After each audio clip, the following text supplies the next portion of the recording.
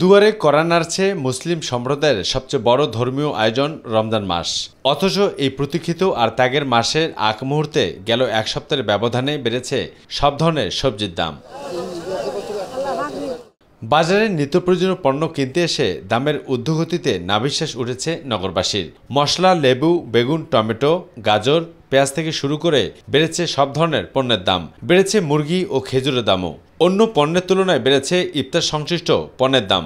এটা সব ধর্মীয় কোনো অনুষ্ঠান হলে আপনি ক্রিসমাস বলেন, পূজা উৎসব বলেন, ঈদ বলেন, তখন সব কিছু রিডিউস করে দামটা একটু কমে যায়, কিন্তু আমাদের এখানে সব কিছু ব্যতিক্রম। এখানে এসে বাস্তব পরিস্থিতি দেখলাম যে বাজারের দাম ঊর্ধ্বমুখী। আয়টা লিমিটেড থাকলেও বাজারটা লিমিটের উপরে সবসময় চলে যাচ্ছে, তাহলে তো অসঙ্গতি এখানে থাকবে। বাজারে কিছুদিন আগেও ভোজ্য তেলের হদিশ না থাকলেও এখন বাড়তি দামে বোতলজাত খোলা সয়াবিন তেল বিক্রি হচ্ছে অহরহ।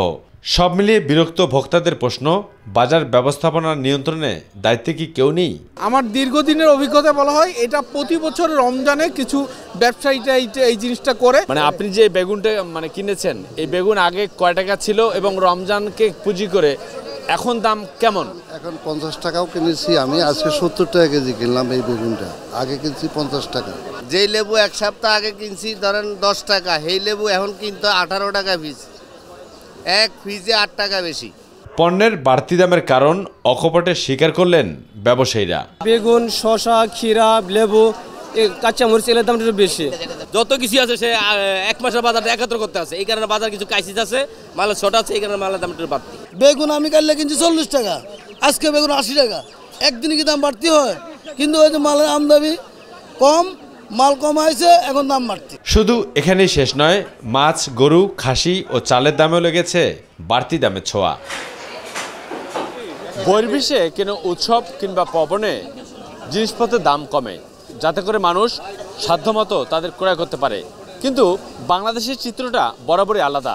কোনো উৎসব কিংবা পার্বণে সব জিনিসপত্রের দাম বেড়ে যায়, যার ফলে নগরবাসীর মধ্যে একটা অসন্তোষ বিরাজ করে এবং ভোক্তারা বলেন যে যারা মনিটরিংয়ের দায়িত্বে থাকেন বাজার নিয়ন্ত্রণের ক্ষেত্রে, তারা আসলে কি করেন? তারা কি নাকে তেল দিয়ে ঘুমাচ্ছেন, নাকি শুধু রমজান মাস আসলেই তারা গাছ ঝাড়া দিয়ে ওঠেন?